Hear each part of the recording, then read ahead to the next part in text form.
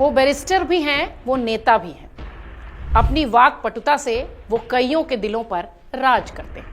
आज हम बात कर रहे हैं ऐसे ही भारतीय राजनेता की, जिन्होंने अपनी विशिष्ट भाषा शैली और बयानबाजी के कारण खूब सुर्खियां बटोरी है। कई बार आलोचनाओं का शिकार भी हुए हैं, तो कई बार अपनी बातचीत से, अपने बयानों से उन्होंने लोगों के दिलों में जगह भी बनाई है।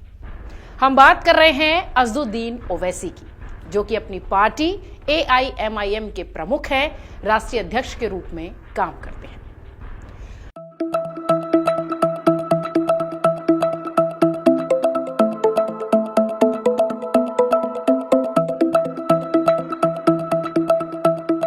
ओवैसी के राजनीतिक जीवन की शुरुआत के साथ ही उनके वो बयान जो विवादित रहे और उनके वो बयान जिन्होंने दिलों को जीता, ये सब आपको बताते हैं। अज़दुद्दीन ओवैसी, जिनका जन्म 1969 को हैदराबाद में हुआ था। शिक्षा प्राप्ति के बाद वकालत का पेशा उन्होंने अपनाया। 1994 में आंध्र प्रदेश विधानमंडल का चुनाव चार मीनार क्षेत्र से उन्होंने जीता भी। इस जीत ने उन्हें राजनीतिक मंच पर स्थापित किया और उसके बाद साल 2004 में उन्होंने लोकसभा चुनाव हैदराबाद से जीता और तब से लगातार हैदराबाद से वो सांसद रहे हैं। उनकी पार्टी AIMIM ने हैदराबाद पुराने शहर क्षेत्र में लंबे समय से पकड़ बनाई हुई है। उनके पिता सुल्तान सलाउद्दीन ओवैसी ने इसे आगे बढ़ाया था और अब उनकी विरासत को संभाल रहे हैं ओवैसी। मुस्लिम समाज की आवाज संसद और विधानमंडल में उठाना, अल्पसंख्यकों की समृद्धि का सवाल करना, पुरानी राजनीति की सीमाओं से निकलने का प्रयास करना, ये सब काम ओवैसी करते हैं। उनके समर्थक वर्ग जो हैं वो उन्हें अपने नेता के रूप में जानते हैं। अपनी दिक्कतें, अपनी परेशानियां, अपने हक की बात अपने इस नेता से, खास तौर से उनके कौम के समर्थक करते हैं। ओवैसी का राजनीतिक सफर बहुत सहज और बहुत आसान नहीं था। उन्होंने कई बार ऐसे बयान दिए जिनसे विवाद खड़ा हुआ। उन्होंने सार्वजनिक मंच से भारत माता की जय नहीं बोलने, जब तक वो महसूस न करें, अल्पसंख्यकों की बराबरी का स्थान न मिले, ये सारी बातें उन्होंने कही थी, जिसके बाद उनकी खूब आलोचना हुई। उन्होंने कहा कि हर बच्चा दुनिया में मुस्लिम जन्म लेता है, जो बाद में सुर्खियों में आ गया। विवादों के ये पहलू उनके राजनीतिक व्यक्तित्व का हिस्सा बनते चले गए। कहा यह जाने लगा कि ओवैसी हमेशा विवादित बयान देते हैं। मीडिया ने भी उन पर जाति, धर्म और अल्पसंख्यकों के नाम पर सियासत करने का, ध्रुवीकरण करने का आरोप लगाया, या यूं कहें कि एक तस्वीर वैसी बनाई। इन विवादों के बीच एक बात खास ऐसी है कि ओवैसी ने संसद में सक्रियता कम नहीं की। उन्होंने खूब सवाल उठाए, वक्फ के मुद्दों को उठाया। भारतीय मुसलमानों को एक वोट बैंक के रूप में नहीं देखा जाना चाहिए, यह बात अकेले मुस्लिम नेता होने के नाते ओवैसी उठाते हैं। यह विवाद उन्हें आलोचना की ओर धकेलता हुआ जरूर दिखाई पड़ा, लेकिन उसी के साथ वो अपनी वाक्पटुता और संप्रेषण शैली का त्याग नहीं करते हुए, स्पष्ट और मुखर रहते हुए तमाम विवादों से निकल आए। हाल ही में ओवैसी ने एक और ऐसा बयान दिया था जब से ये कहा जाने लगा कि वाकई में मुस्लिम नेता हो तो ऐसा इक़दाम करेंगे कि दोबारा पाकिस्तान 100 मरतबा सोचेगा कि भारत की सरजमीन में आकर किसी को मारने के बारे में। ये एलईटी पाकिस्तान की हुकूमत की ISI की एक नाजायज औलाद है। हम आसिम मुनीर को कहना चाहेंगे, सन 47 में हमने फैसला ले लिया कि हम भारत को छोड़कर नहीं जाएंगे। वो लोग जो आज पाकिस्तान में बैठकर बकवास बक रहे हैं, हम उनसे कहना चाहेंगे कि तुम इस्लाम को जानते नहीं हो। भारत की ओर से जो ऑपरेशन सिंदूर चलाया गया था, उसके समर्थन में ओवैसी का जो बयान आया, उसने दिल जीत लिया। विपक्ष का कोई नेता इस ऑपरेशन पर बोलता, उससे पहले ओवैसी ने कहा कि पाकिस्तान की आतंकवादी संरचना को पूरी तरह से नष्ट किया जाना चाहिए। विदेश यात्रा के दौरान उन्होंने उन देशों में पाकिस्तान के आतंकवाद के समर्थन की तमाम बातों को उजागर किया जिस डेलीगेशन में वो शामिल थे।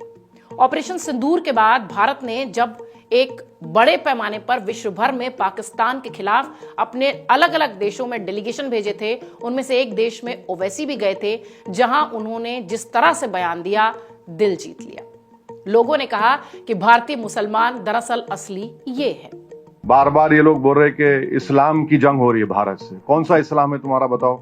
आप तो इस्लाम का परचम लेकर जो झूठे दावे करते, और फिर ये बोलना है कि इस्लाम का नाम लेकर, इन लोगों को ये नहीं मालूम कि हैदराबाद में जो जामे निजामिया है उसको हजरत अनवर शाह फारूकी रहमतुल्लाह अलैह रसूलुल्लाह सल्लल्लाहु अलैहि वसल्लम के हुक्म पर मदीने से निकलकर हैदराबाद आकर इस मदरसे को कायम किया। यानी आप ये बोलना चाह रहे कि आप ही इस्लाम पर हैं और 20 करोड़ मुसलमान जन्नत में नहीं जाएंगे।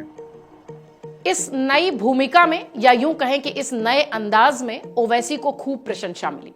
उन्होंने ये दिखाया कि वो सिर्फ अल्पसंख्यकों की राजनीति नहीं करते, राष्ट्रीय सुरक्षा की परिस्थिति, ये सब कुछ वो भारतीय होने के नाते समझते हैं, जानते हैं और इसकी गंभीरता को भी संजीदगी से टटोलते हैं। ओवैसी ने सांसद रहते हुए कई सवाल उठाए जो सामान्य सांसदों की औसत सक्रियता से कई गुना ज्यादा थे।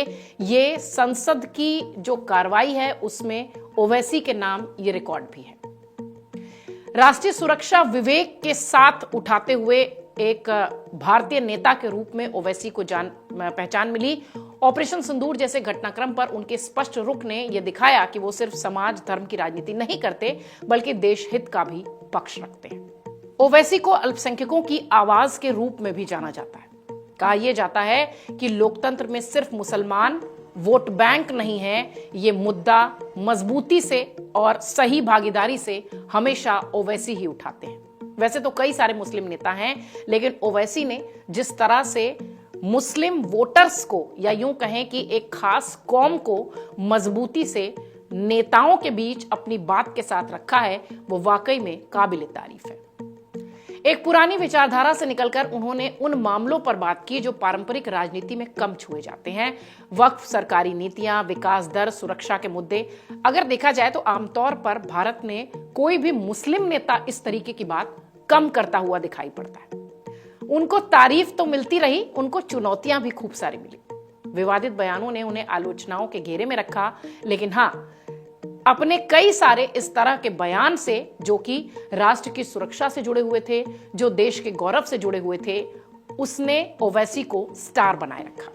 ओवैसी के संदर्भ में एक प्रश्न किया जाता है कि क्या अल्पसंख्यक केंद्रित राजनीति से निकलकर व्यापक बहुसंख्यक समर्थन वो कभी हासिल कर पाएंगे? हालांकि ऑपरेशन सिंदूर जैसे घटनाक्रमों के बाद जब उनके बयान आए तो उनकी सियासत को भी नए आयाम मिले, और अब यह सवाल शायद बहुत ज्यादा दिनों तक न रहे कि वो सिर्फ अल्पसंख्यकों के ही नेता बनकर रह जाएं। अज़दुद्दीन ओवैसी का राजनीतिक सफर विवादों, चुनौतियों और नए अवसरों से भरा रहा है। उन्होंने एक क्षेत्रीय नेता से लेकर राष्ट्रीय मंच पर अपनी धाक, अपनी मजबूत उपस्थिति दर्ज कराई है। उनके बयानों ने उन्हें आलोचना का पात्र जरूर बनाया, लेकिन उसी वक्त उनके सक्रिय योगदान ने उन्हें तारीफें भी खूब दी। ऑपरेशन सिंदूर के समर्थन से उन्होंने दिखाया कि वो सिर्फ मुस्लिम नेता नहीं बल्कि भारत के नेता हैं। अगर भविष्य में वो इस दिशा को पकड़ें तो राजनीति में वो नया मॉडल स्थापित कर सकते हैं, जहां धर्म आधारित राजनीति के बजाय राष्ट्रीय समावेशन, विकास और सुरक्षा जैसे मुद्दे हों। और हो सकता हो कि ये बहुत मजबूती से ओवैसी को भारतीय राजनीति में स्थापित करने के लिए काफी होगा। ओवैसी एक ऐसे नेता जो बयानों में तो हमेशा रहते हैं, लेकिन अपनी वाक्पटुता और अपने बयानों से लोगों के दिलों पर भी राज करते हैं। अगर आप ये वीडियो YouTube पर देख रहे हैं तो हमारे चैनल को सब्सक्राइब कर बेल आइकन दबाएं, और Facebook पर देख रहे हैं तो हमारे पेज को लाइक करें।